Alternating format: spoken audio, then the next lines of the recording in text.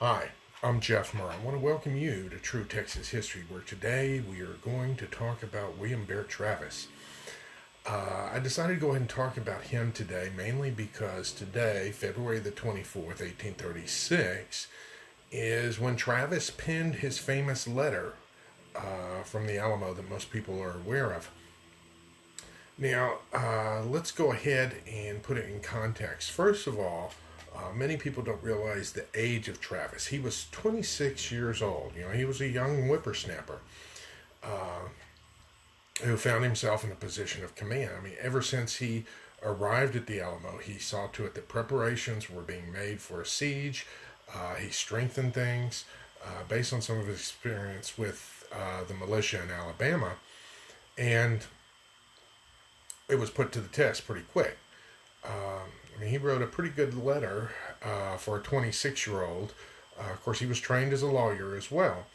Now, Travis was born in Alabama, spent some time growing up there, and apparently there's some evidence that he and James Bonham knew each other going way back to being childhood friends. Well, eventually his dad moved he and the family to Texas, and Travis was homeschooled. He eventually became a lawyer, had set up a practice, and he was often involved with legal disputes. Many of the disputes down there in Anahuac, Travis was right in the middle of. Anahuac disturbances, and I suspect he was probably involved in writing the Turtle Bayou resolutions as well. And after doing that for a while,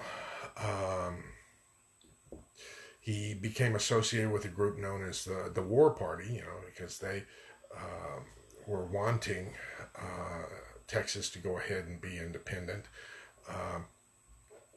Travis did go ahead and volunteer to join the militia. Now, he did have some experience with the militia in Alabama, and he brought that experience with him. Now, as part of his military career, when the episode happened in Gonzales with the demand for the cannon, he was one of the volunteers that rushed to that area to help out. He was not one of these commanders that tell people, you go and fight. No, he went ahead and jumped to the lead and was a part of it. He was enthusiastic. Now, also, it says something about Travis. I told you yesterday that he fired a cannon when the demand for the surrender was there.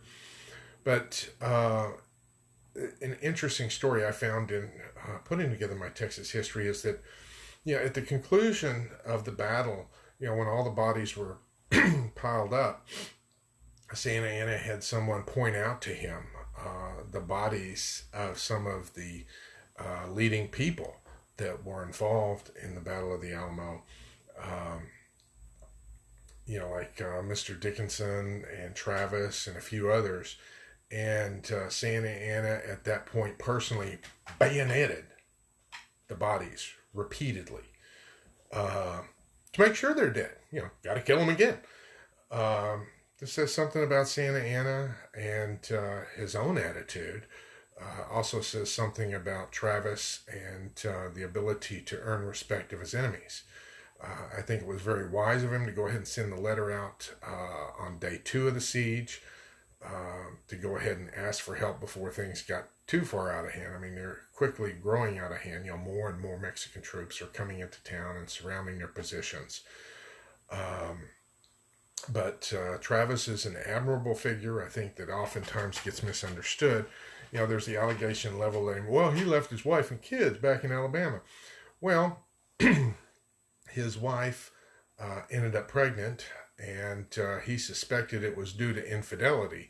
And it was based on that allegation that he went ahead and left his wife. He thought that she was sleeping around. So that was his reason for doing it. It's not a matter that he was irresponsible.